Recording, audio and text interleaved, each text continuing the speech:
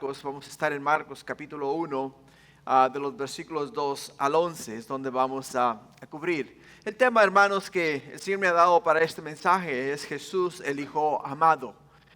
Preparación, manifestación y confirmación del Mesías. Es el tema que vamos a estar tocando este día. Y si recuerdan, hermanos, la semana pasada hablamos acerca de la introducción. Hablamos desde dónde fue escrito el libro, quién escribió el libro y cuál era el propósito, cuál fue el propósito del libro y específicamente a quiénes fueron a los que les envió el mensaje, el Espíritu Santo a través de la vida de Marcos, ¿no? Así es de que hoy día, hermanos, nos vamos a enfocar específicamente en los versículos que siguen, en los versículos del 12 hasta el versículo 11. Y vamos a ir rapidito por el hecho de que quiero cubrir esos versículos y quiero en el nombre del Señor llegar al final de ellos. Yo sé que hay mucho que compartir con ustedes y quiero darle lo que el Señor me ha dado y de esa manera poder comenzar en este libro. Así es de que el primer versículo que vamos a tocar este día, hermanos, es el que tocamos la semana pasada. El primer versículo que tocamos la semana pasada fue el versículo 1, ¿no? El versículo 1 nos dice el principio del Evangelio de Jesucristo, Hijo de Dios. O sea, el principio del Evangelio de Jesucristo, Hijo de Dios. Les dije la semana pasada que en sí, hermanos, pudiese ser el título del libro completo. El título del libro completo, y es un título apropiado, porque cualquiera de ustedes sea creyente o no, esperamos que todos, hermanos, de una manera u otra, entendamos que cuando Dios en su infinita misericordia, en su amor por nosotros, la iglesia, por nosotros, su pueblo, envió a su Hijo amado al mundo para traer esperanza a la humanidad, para traer esperanza a nosotros, su creación. Cuando Dios nos formó, hermanos, nos hizo a nosotros a imagen y semejanza suya. Somos muy diferentes de la creación de Dios. Nosotros, hermanos, tenemos el Espíritu de Dios que mora en nosotros. Y cuando el hombre fue creado, el hombre era un cuerpo, y ese cuerpo era un cuerpo inerte que no tenía vida. Y ese cuerpo, para que pudiese tener vida, tenía que recibir el Espíritu de Dios, el aliento de Dios. Y cuando el cuerpo del hombre fue formado, Dios sopló en su nariz y le dio vida al hombre. Y el hombre vino a ser hecho a la imagen y semejanza de Dios. Dios dio mandamiento a Adán, le dice: Adán, de todo lo creado en el huerto puedes comer, mas del árbol de la ciencia del bien y del mal no tocarás. Porque el día que comas de él, ciertamente, dice, morirás. El hombre en sí no entendió el concepto en ese momento, pero entendió que era un mandamiento de parte de Dios. Dios le dijo que no lo tocare y a Dios se le obedece. A Dios se le obedece. No hay cosa en la cual Dios se complazca más que en la obediencia de sus hijos. Dios no se complace en los sacrificios de los hombres. Dios se complace en la obediencia de los hombres.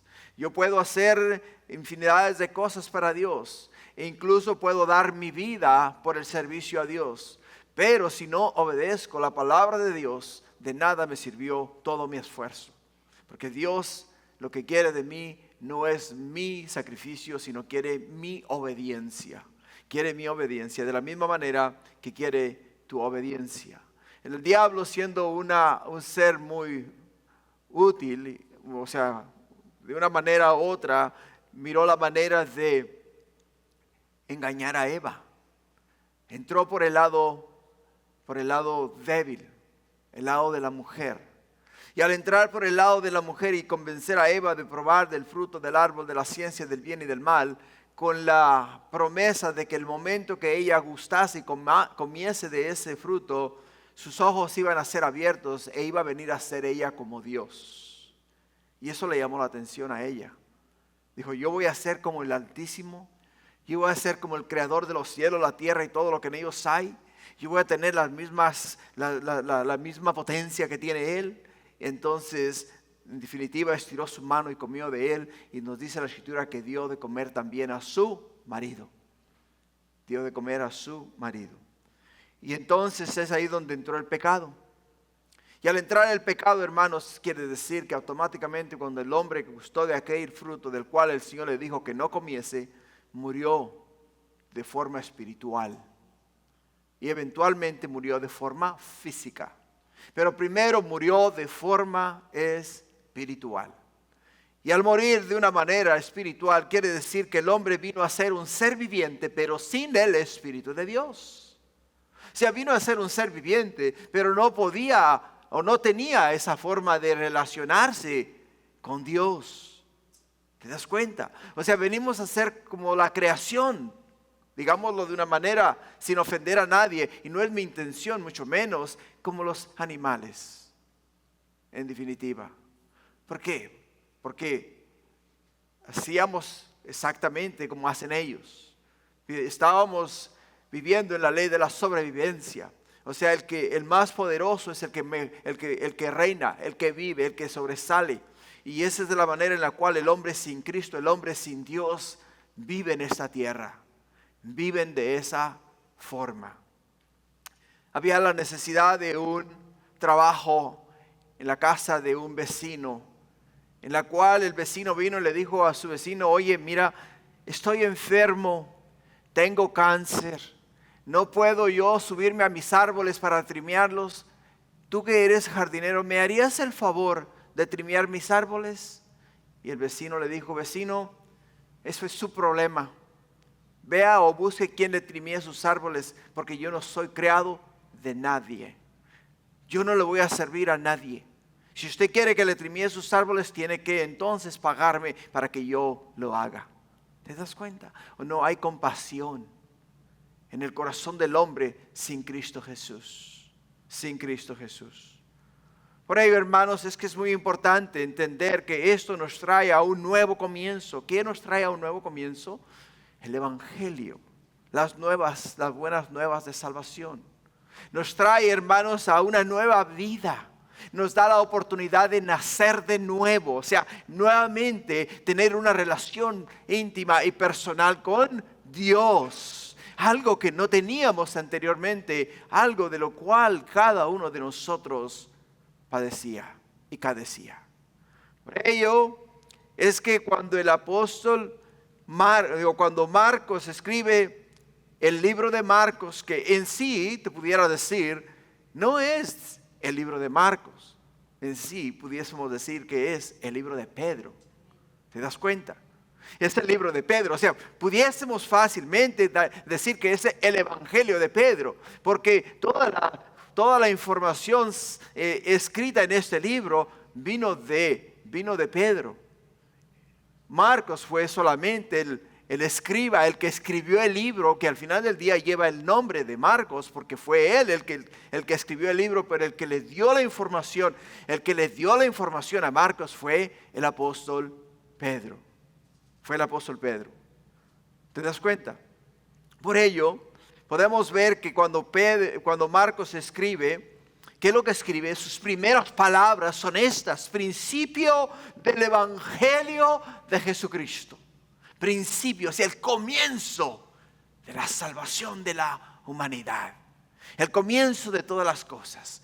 O sea, cuando Dios creó al hombre, podemos ir al libro de Génesis y leer en el libro de Génesis que en el principio creó Dios los cielos, la tierra y todo lo que en ellos hay.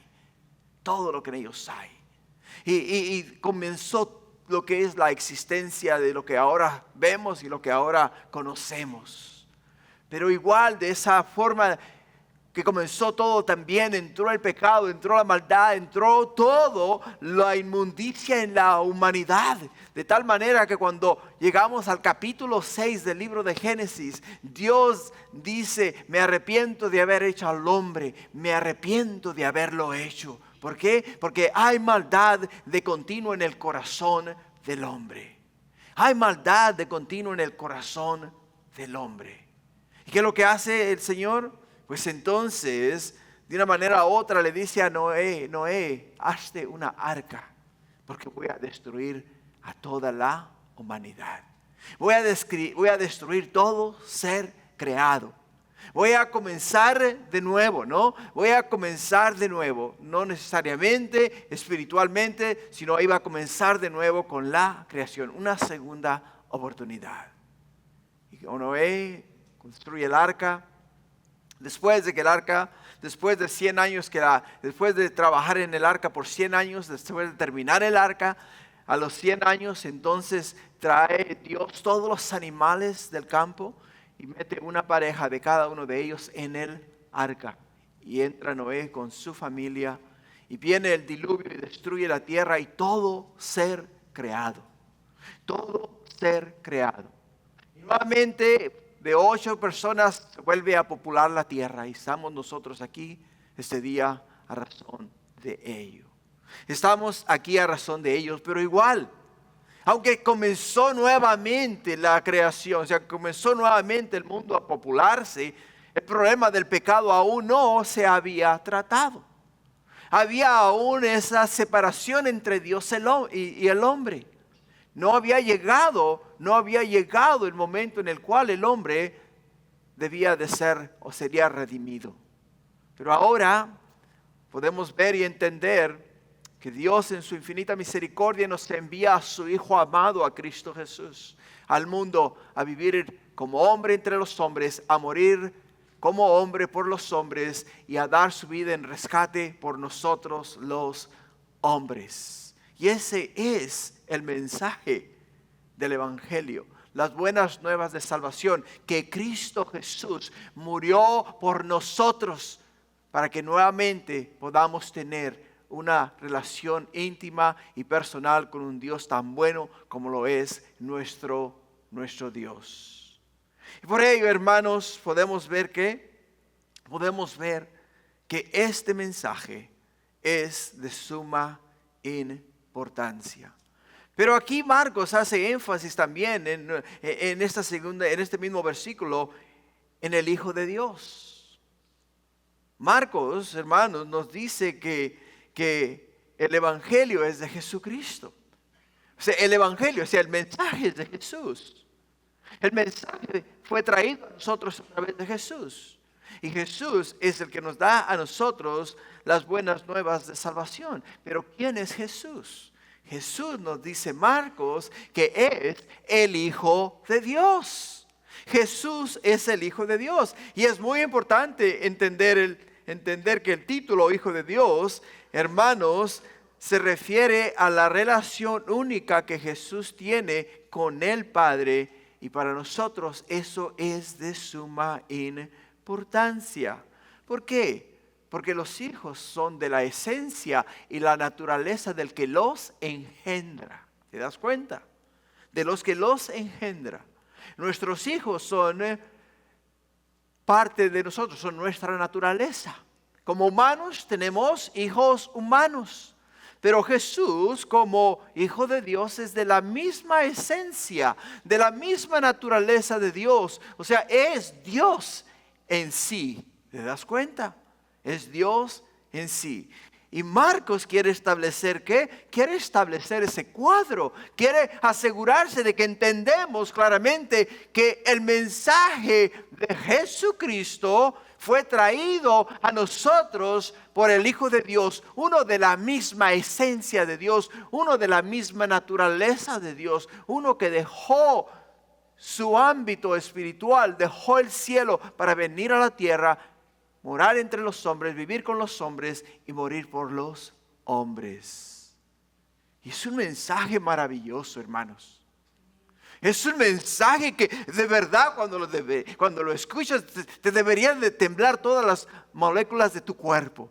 De verdad que te debería de hacer estremecer desde la cabeza hasta los pies. Porque como un Dios tan santo, tan puro, tan glorioso y tan maravilloso haya de tener tanta compasión y misericordia por nosotros, pecadores, que no merecemos el perdón. Porque lo hemos ofendido en palabra, lo hemos ofendido en acción, lo hemos ofendido en todos los ámbitos habidos y por haber. Aún incluso quizá en este momento lo estemos ofendiendo con nuestros pensamientos.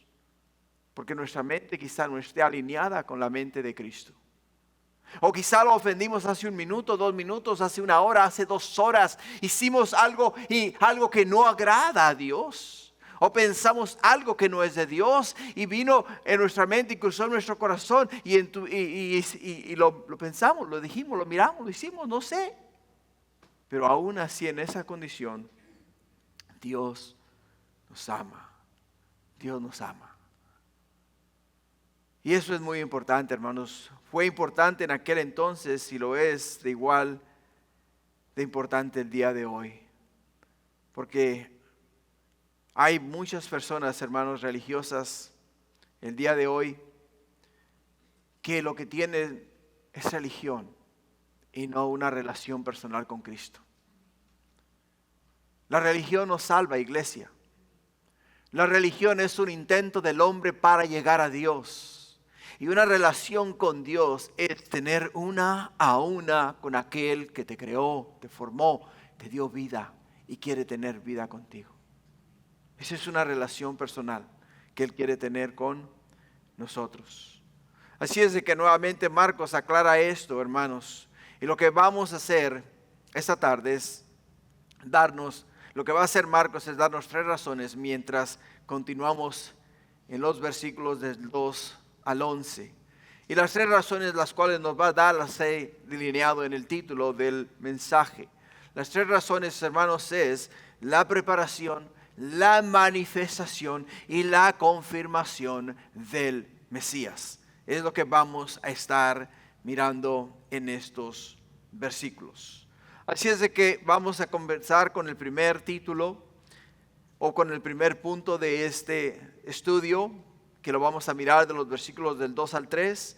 Y el primer punto es testigos de la preparación. Testigos de la preparación. En el versículo 2 nos dice como está escrito en Isaías el profeta. He aquí yo envío mi mensajero delante de tu faz, el cual preparará tu camino delante de ti. Voz que clama en el desierto, preparad el camino del Señor, enderezad sus sendas. Enderezad sus sendas. Marcos comienza como debemos comenzar todos cuando hay que dar razón del reino de Dios. Comienza con las palabras como está escrito en el profeta Isaías. La serie de eventos, hermanos, de los cuales este día nosotros vamos a hablar, nos hablan de Jesús. Nos hablan del Hijo de Dios. Nos hablan de que todo lo que el día de hoy vamos a estudiar y lo que el Espíritu Santo inspiró a Pedro y dar a Marcos, para que Marcos escribiese y hoy nosotros pudiésemos estudiar este libro, ya había sido profetizado, ya se había escrito.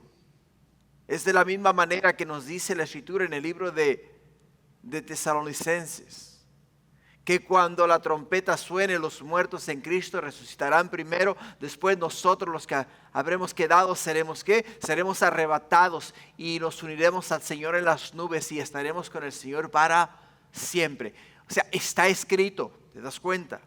Está escrito, han pasado casi cerca de 2000 años, no 2000 años todavía, pero casi cerca de 2000 años y aún seguimos esperando. Y la palabra de Dios nos dice que cielo y tierra pasará, mas mi palabra, dice el Señor, no pasará. Lo que quiere decir que se va a cumplir exactamente como está escrito. El Señor dijo que iba a venir por su iglesia, va a venir por su iglesia.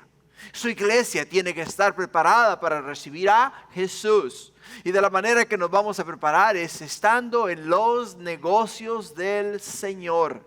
Caminando de su mano, agarrados de su mano, viviendo, haciendo su voluntad y continuamente con los ojos puestos en el autor y consumador de nuestra fe en Cristo Jesús. Diariamente. Marcos, hermanos, cita dos escrituras en este versículo. Está citando a Malaquías capítulo 3, versículo 1 y 2, y está citando a Isaías capítulo 40, versículo 3. Si te das cuenta, en Malaquías 3:1 dice: he aquí, yo envío mi mensajero, el cual preparará el camino delante de mí. Y vendrá súbitamente en su templo el Señor a quien vosotros buscáis, y el ángel del pacto a quien deseáis vosotros. He aquí viene, ha dicho Jehová de los ejércitos. Esta profecía fue escrita 400 años antes de su cumplimiento.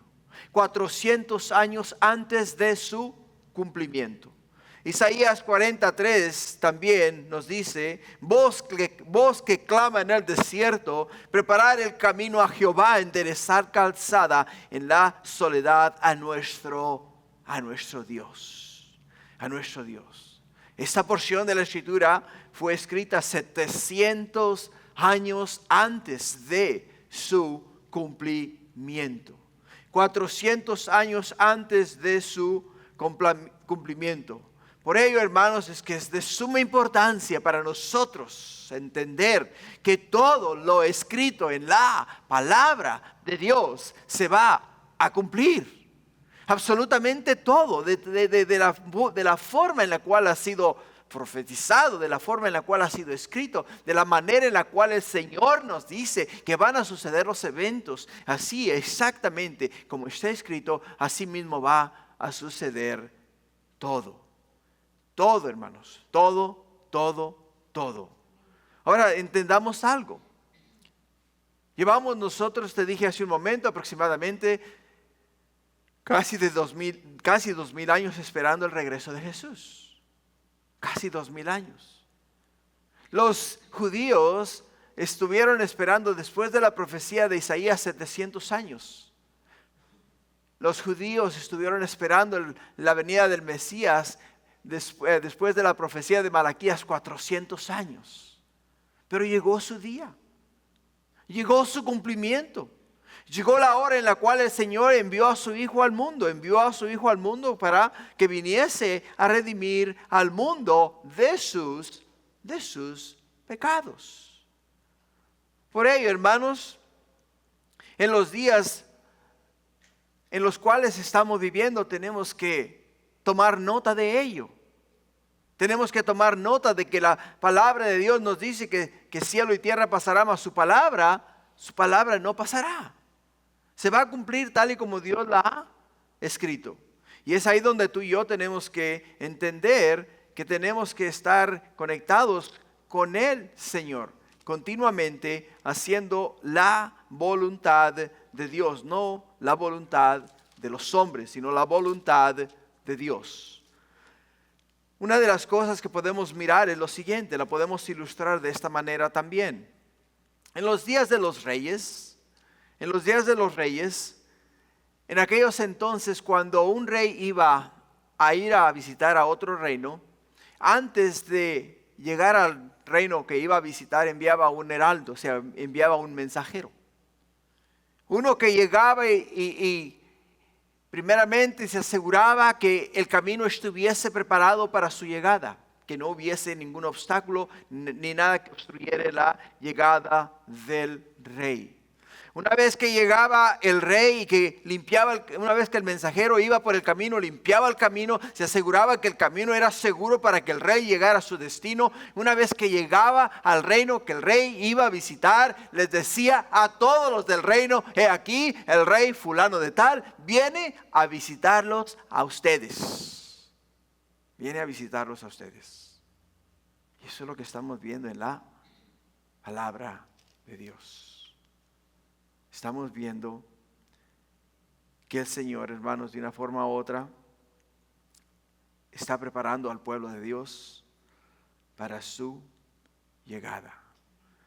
Por ello, escucha bien lo que nos dicen estos versículos, que son muy importantes para nuestra vida espiritual. Nos dice primeramente Marcos, como está escrito en Isaías el profeta.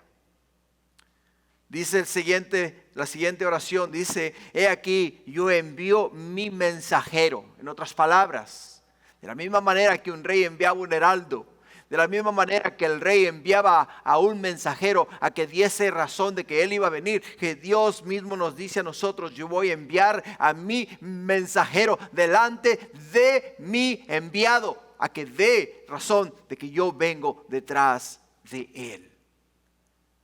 Y ahí pasa a describir que el mensaje con el cual el mensajero iba a llegar anunciando al Mesías. ¿Qué les dice? El cual preparará tu camino delante de ti. El cual preparará tu camino delante de ti. El trabajo del mensajero juntamente con los que iban con él era limpiar el camino. Quitar todo obstáculo, ramas, piedras, asegurarse que el camino estuviese claro y plano y pudiese el rey viajar sin ningún percance. Llegar a su destino, a visitar el reino el cual iba a visitar. Y lo que vamos a mirar en unos momentos va a ser exactamente eso.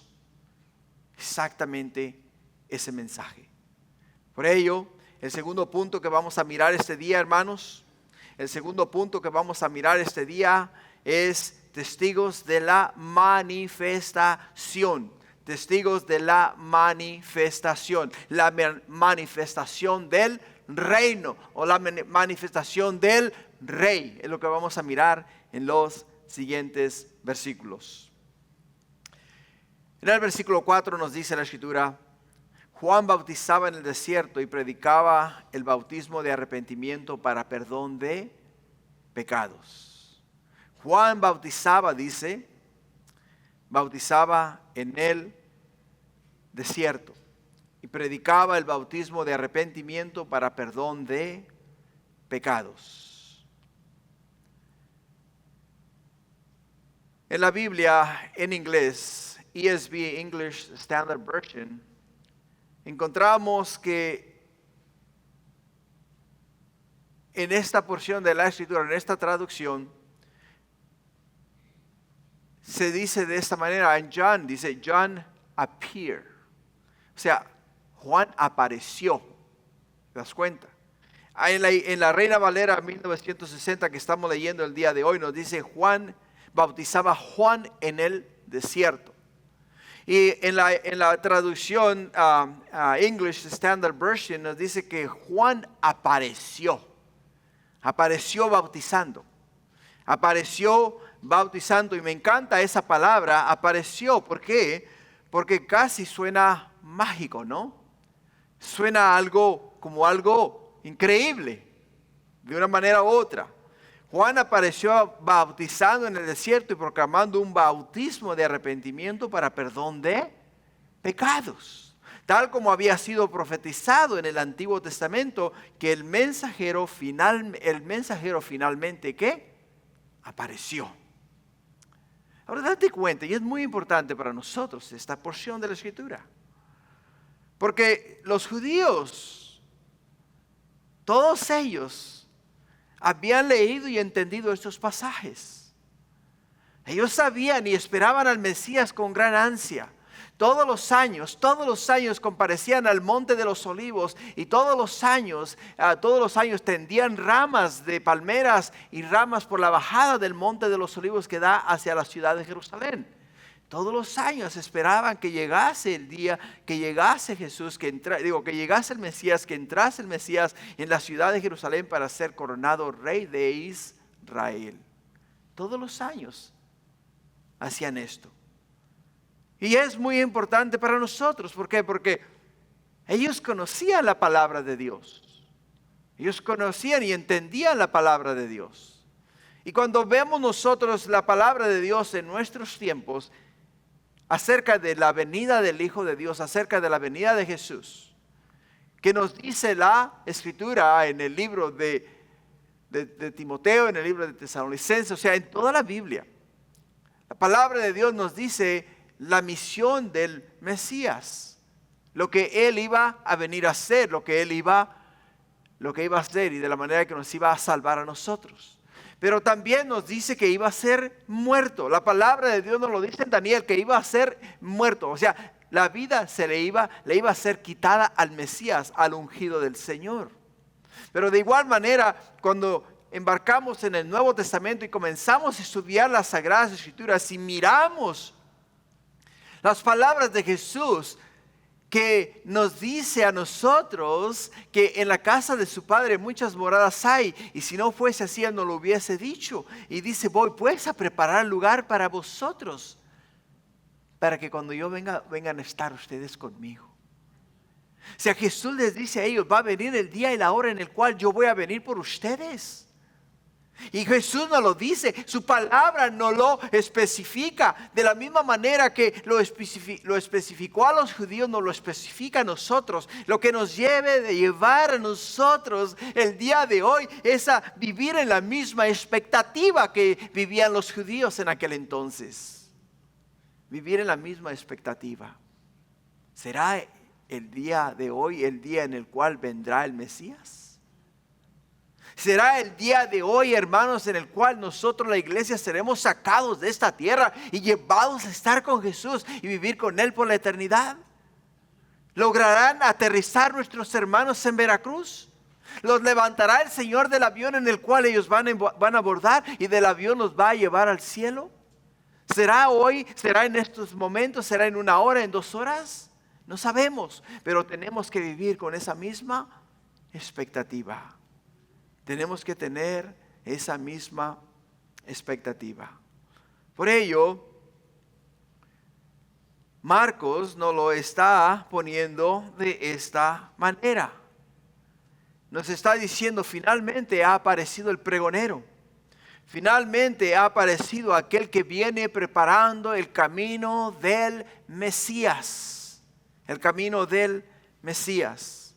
Ahora, si estás tomando notas, Juan el Bautista apareció para preparar el camino de Jesús. Para preparar el camino de Jesús. Y eso podemos verlo claramente como el segundo testigo de ¿qué? De la proclamación de la venida del Mesías a la tierra. De la venida del Mesías a la tierra. Ahora, él sabía su misión. Juan el Bautista sabía su misión. Su misión era señalar al Mesías, señalar al Hijo de Dios que venía después de él. Ahora tomemos un momento para mirar la vida de Juan y aprender acerca de Juan. Mantén tu lugar en el capítulo 1 donde estamos, mientras vamos a la historia de Juan el Bautista registrada en Lucas de los versículos 1 hasta el versículo 17. Ahora, por cuestiones de tiempo lo vamos a parafrasear, pero te recomiendo que en tu propio tiempo lo leas y puedas entonces entender el mensaje, o sea, cómo de una manera milagrosa Juan el Bautista aparece en la ecuación, en el trabajo que Dios tenía preparado para él. Juan el Bautista nació de Zacarías y Elizabeth. Zacarías era sacerdote descendiente directo de Aarón. Era levita. Elizabeth, su esposa, también era de la tribu de Leví. Más adelante en Lucas encontraremos un dato interesante. Elizabeth era prima de María, quien daría a luz a nuestro Señor Jesús. Ahora piensa en esto. Sabemos que María descendía de la tribu de Judá, ¿no es verdad?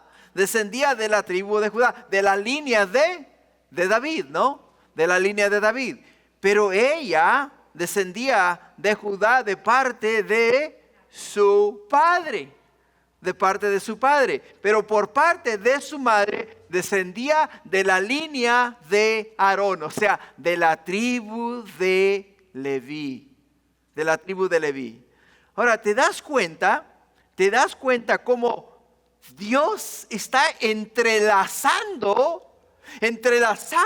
todo esto? ¿Para qué? Para llevar a cabo su perfecto plan. Su perfecto plan.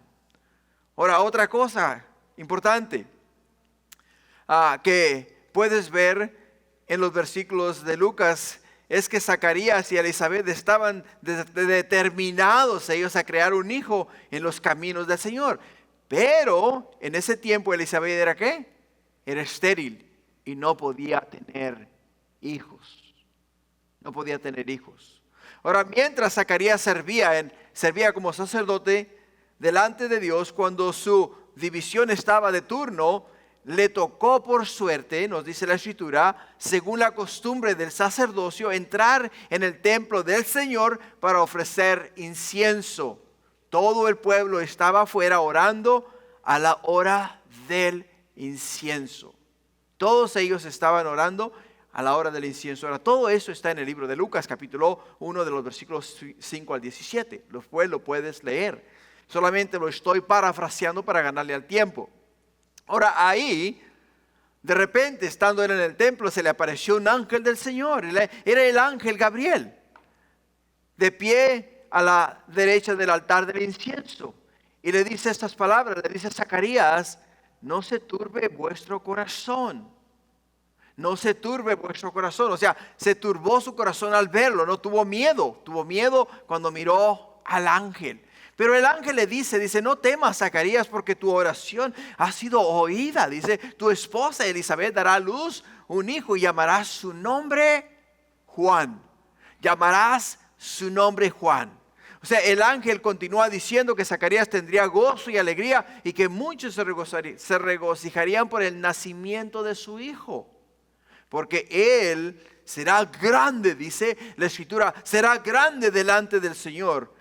Cuando le dice también, le da instrucciones, le dice, el niño no debe de beber vino, ni sidra, ni comer uvas, y tiene que ser separado, tiene que ser nazareo. ¿Para quién? Nazareo, o sea, entregado solamente para el servicio de Dios, desde el vientre de su madre. ¿Te das cuenta?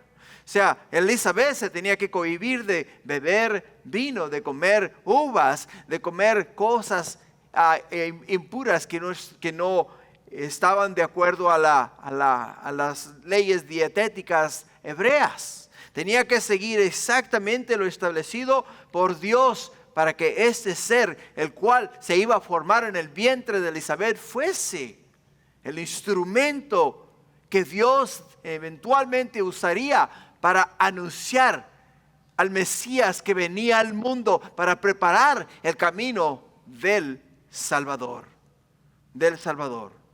Ahora, hermano, luego viene una parte clave. Una parte clave, ¿por qué? Porque nos dice la Escritura que Juan el Bautista convertiría a muchos de los hijos de Israel al Señor su Dios.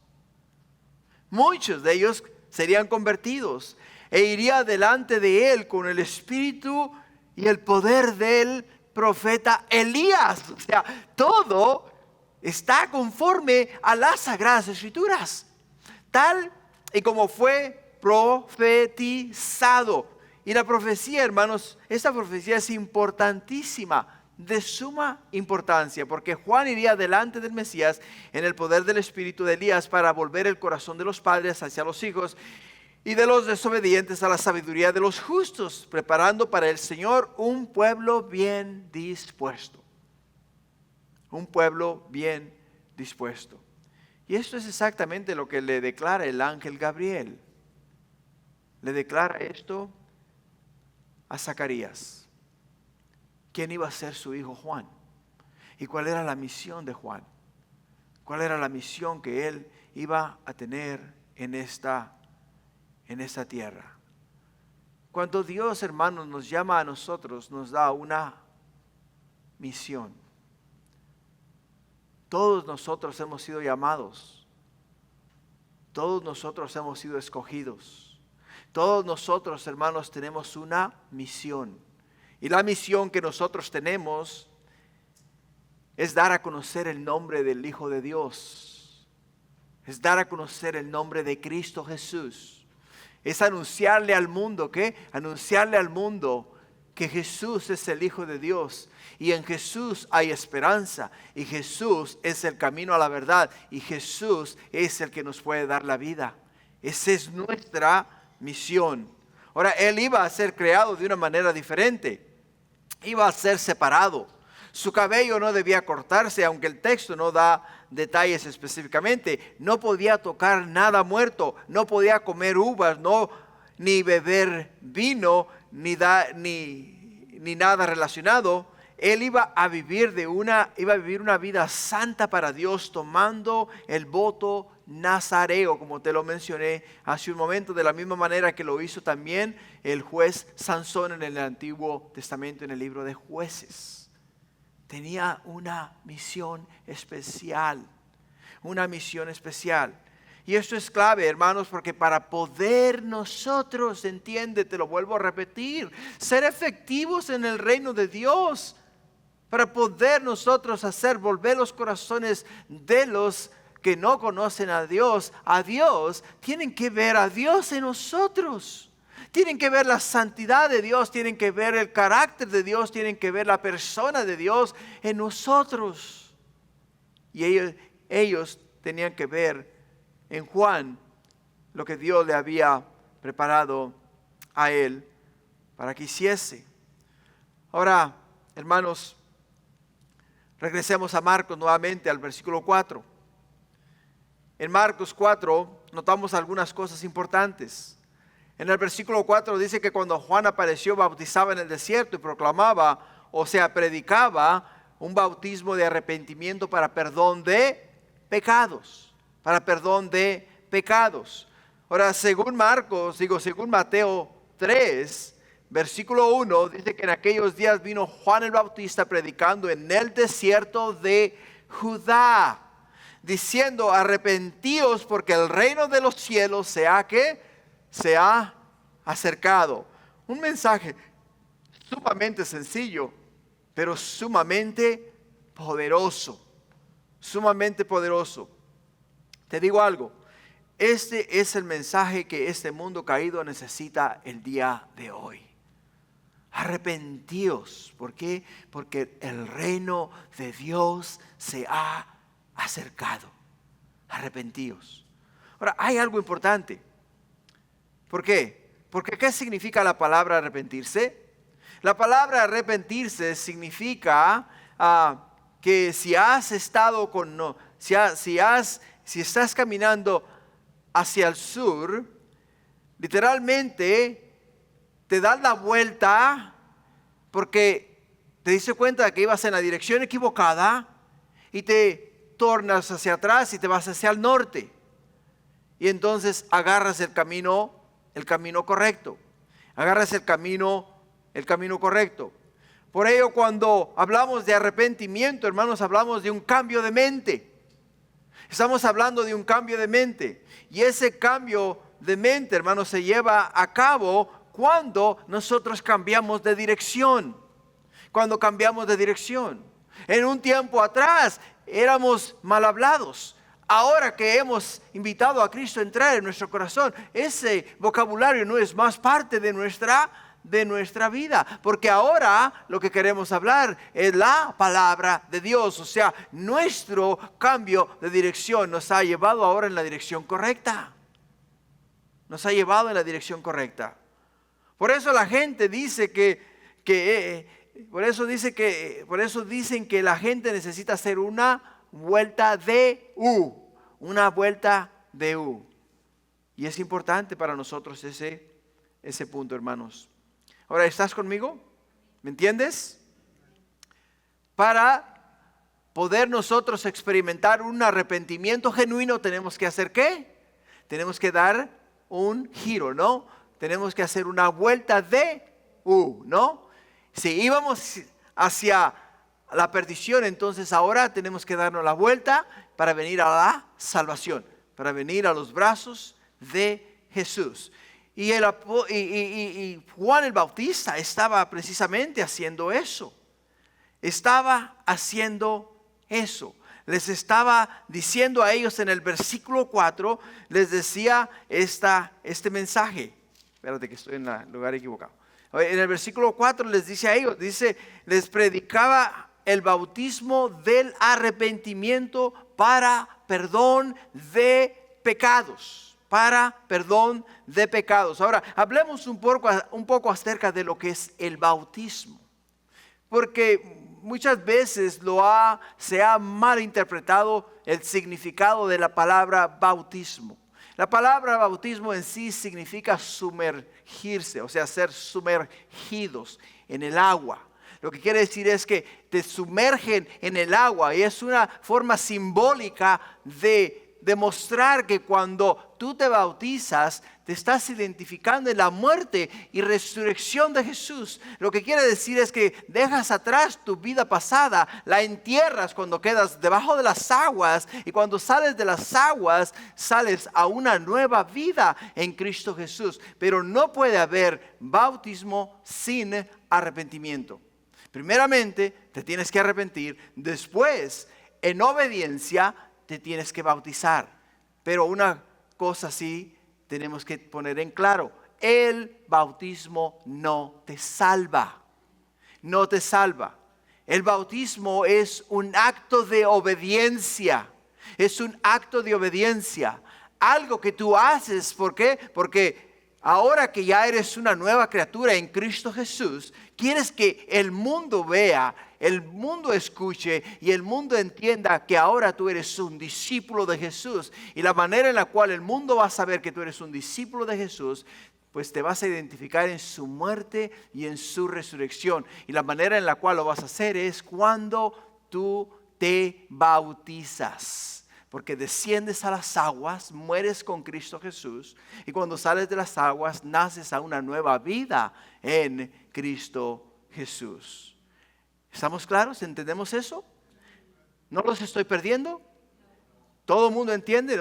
Si alguien no entiende, podemos explicarlo de otra manera.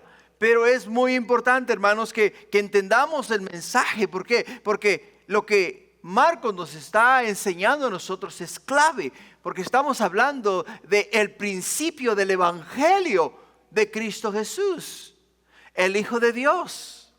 O sea, estamos hablando de la salvación para la humanidad. La salvación para la humanidad. No es el hecho de oír, sino es el hecho de entender y poner en práctica lo que oímos, que para nosotros es de suma importancia. Amén. Bueno, perfecto. Entonces vamos a continuar con lo que nos dice en el siguiente versículo, el versículo 5. En el versículo 5, hermanos, nos habla que nos dice: salía él a toda la provincia de Judea y a todos los de Jerusalén, y eran bautizados por él en el río Jordán, confesando sus pecados. Y dice, salían a él toda la provincia de Judá y todos los de Jerusalén. ¿Entiende lo que la Escritura, la palabra de Dios nos dice a nosotros? Todo Israel estaba pasando por un tiempo muy difícil en la nación. Israel había sido invadido por los romanos. Israel estaba siendo oprimido, les estaban cobrando impuestos sumamente altos. Israel no tenía apenas si para vivir ellos. Y muchas veces para poder vivir tenían que vender a sus hijos como esclavos. Y después de vender a sus hijos como esclavos, a sus hijos no les podían a ellos ayudar porque ya no eran parte de ellos, ahora pertenecían a alguien más. Entonces, como ya no tenían hijos para vender como esclavos, ahora tenían que vender sus tierras. Y después de vender sus tierras, ahora como ya no tenían tierras, ahora tenían que venderse ellos mismos como esclavos. Y gemían por la pesada carga que llevaban, por la pesada carga que la nación romana, o sea, los romanos les estaban imponiendo a ellos.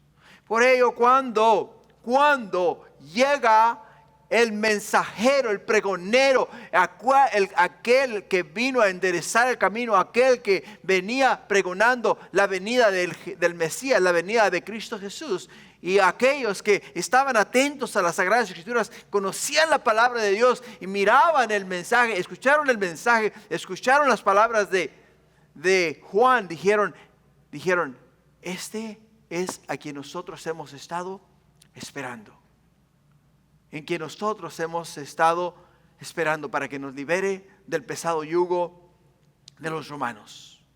Por ello salían a él ¿de dónde? Salían a él de todas, dice, de toda la provincia de Judá. Y todos los de Jerusalén, o sea, todos los de Jerusalén salían. ¿A quién? Salían a Juan el Bautista. Venían a donde Juan estaba bautizando. Y nos dice la palabra de Dios que eran bautizados por él en el río Jordán, confesando sus pecados. Confesando sus pecados. Y ahí es donde podemos entender el plan de Dios. El plan de Dios, hermanos. Y el plan de Dios es sumamente importante de entender para nosotros poder entonces poner en práctica lo que el Señor nos está diciendo. Ahora, aquí en este versículo 5 hay algo muy importante. ¿Por qué? Porque si te das cuenta, la Escritura misma nos dice que estaban ¿dónde bautizando? ¿En qué área? Por el río Jordán.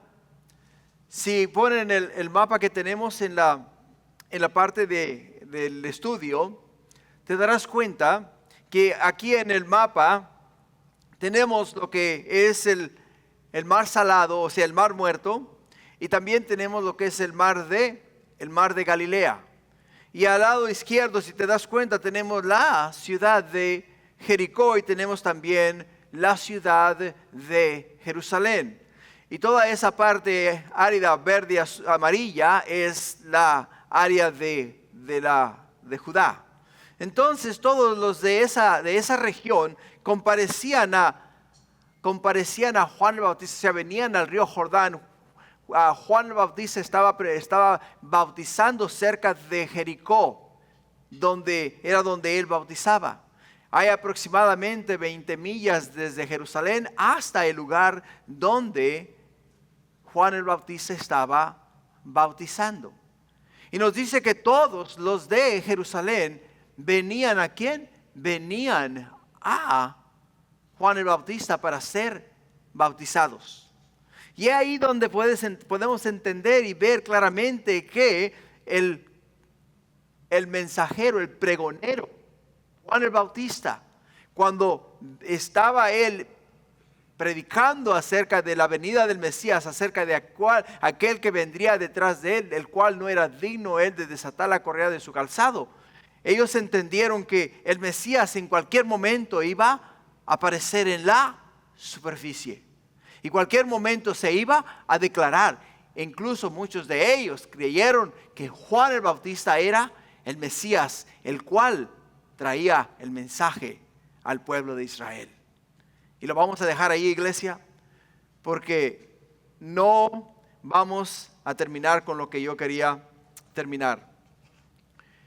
Vamos a regresar nuevamente al versículo 4 y después seguimos hasta el versículo 11, el siguiente domingo, Dios mediante.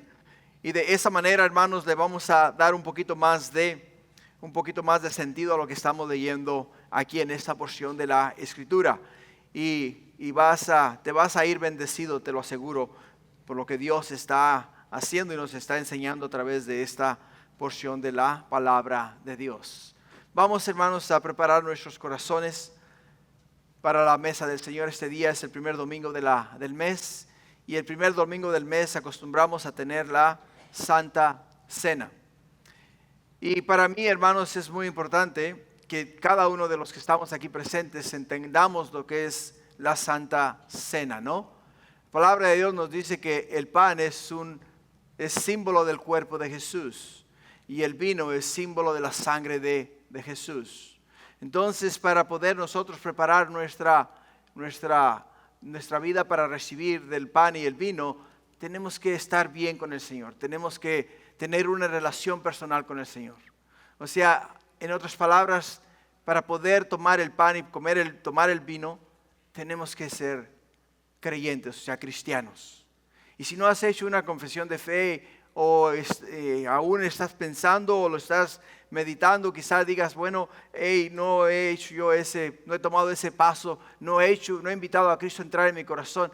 Creo que ahora es el momento. El Señor quiere en estos momentos llegar a ti, tocar tu mente y tocar tu corazón. Así es de que ponte de pie y vamos a orar antes de tomar la cena del Señor, y después vamos a tomar juntos la cena del Señor. ¿Qué les parece? Así es de que inclina tu rostro y cierra tus ojos y vamos a orar. Padre, en el precioso nombre de Jesús quiero darte gracias porque hasta aquí tu Señor ha sido con nosotros, nos has bendecido. Tu mano poderosa, Padre mío, no se ha apartado de nosotros, nos has guiado en cada paso. Y en cada paso, oh Padre Celestial, nos has bendecido, Señor. Podemos ver, Padre mío, que el pueblo de Israel esperaba la venida del Mesías con gran expectativa. Oh Padre mío, cuando Jesús vino a la ecuación, Padre mío, por la religiosidad de ellos, Padre Santo, no entendieron el propósito y el mensaje del Mesías. Y, oh Padre Santo, aún siguen ellos esperando por el Mesías. Pero tu palabra nos enseña que Jesús es el Hijo de Dios, el cual dejó su gloria para venir al mundo, morir por los pecadores, Señor, y ahora ascender a tu diestra y desde ahí interceder por cada uno de nosotros. Por ello es que, Padre mío, nosotros no solamente lo creemos, lo vivimos, Padre Santo, y oh Padre mío, hacemos lo que tú nos dices que tenemos que hacer. Queremos vivir una vida santa, una vida pura, una vida separada, Señor, del pecado. Por ello, Padre Santo, ayúdanos y prepáranos ahora en este momento para poder tomar de una forma digna, Señor, del pan y el vino que representan, mi Dios, tu cuerpo y tu sangre, que fueron, mi Dios, vertidos en la cruz del Calvario para pagar por nuestros pecados. Gracias, Padre, te damos. Ahora prepáranos, si hay en nosotros iniquidad, oh Señor, ayúdanos, Señor Jesús, a enmendar en estos momentos, Padre Celestial, cualquiera que sea la deficiencia, cualquiera que sea el problema. Y que en estos momentos, Padre Celestial, oh mi Dios, tú nos limpies para poder comer y beber de una manera digna de nuestro Señor y Salvador. Gracias, Padre, te damos en el nombre de Jesús. Amén y amén. Amén, hermanos, vamos a abrir la primera parte de la copa. Vamos a sacar el pan. Ya cuando lo tengas en tu mano, espérate ahí, vamos a leer. En el libro de 1 Corintios 11, versículo 23, dice, porque yo recibí del Señor lo que también os he enseñado, que el Señor Jesús la noche que fue entregado tomó pan y habiendo dado gracias, lo partió y dijo, tomad, comed, esto es mi cuerpo que por vosotros es partido, hacer esto en memoria de mí. Tomemos el pan en memoria del Señor.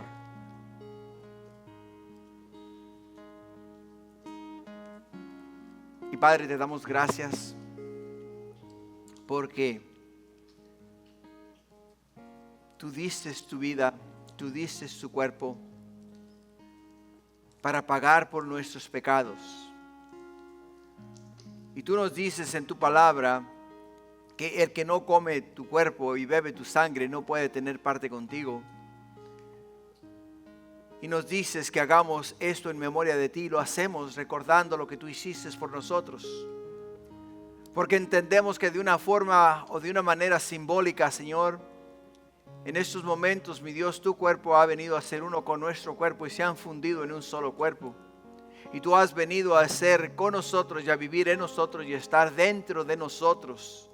Y por ello que ahora, oh Padre mío, recordamos y damos gracias y agradecemos lo que tú, mi Dios, has hecho por todos y cada uno de nosotros. Gracias, Padre.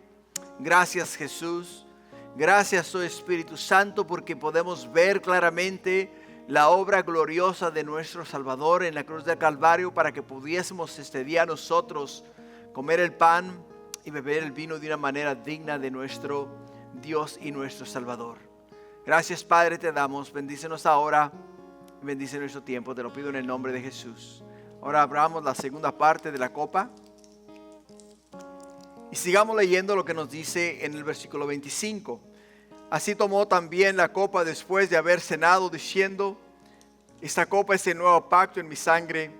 Hacer esto todas las veces que la bebieres en memoria de mí. Así pues, todas las veces que comieres este pan y bebieres esta copa, la muerte del Señor anunciáis hasta que Él venga. Tomemos la copa en memoria de Él.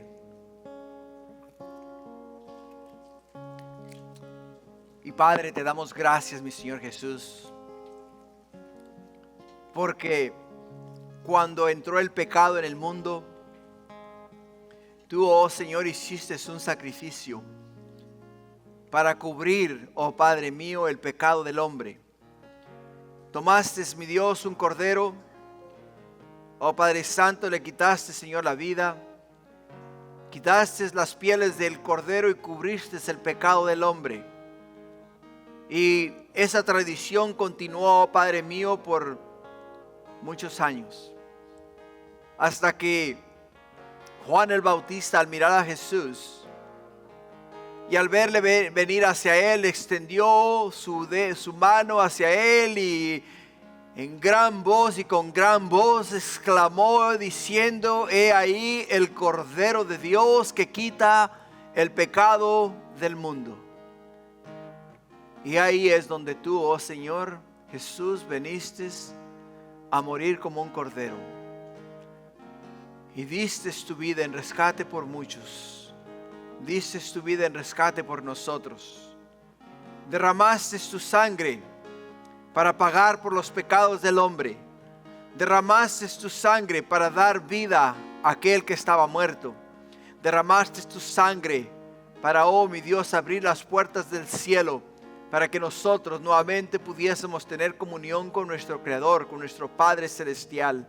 Por ello es que este día recordamos tu obra gloriosa y maravillosa. Y te damos gracias por haber muerto en la cruz del Calvario por nosotros. Y recordamos con agradecimiento ese sufrimiento pero tan extenso y tan grande que sufriste para dar a nosotros, mi Dios, acceso a la vida eterna a través de tu preciosa sangre. Porque tu palabra misma dice que sin derramamiento de sangre no puede haber remisión de pecado. Y tú derramaste, mi Dios, tu sangre para redimirnos del pecado. Y te agradecemos y te damos gracias. Gracias, Padre, gracias, Señor. Bendícenos ahora y bendice este tiempo. Bendice tu pueblo, bendice tus hijos. Guarda y cuida de ellos, guía sus pasos y protégelos en todo momento. Te lo pido en el nombre de Jesús. Y todos decimos amén, amén y amén. Dios me los bendiga, hermanos. Vamos a entonar este último canto y así quedamos despedidos. El Señor los bendiga.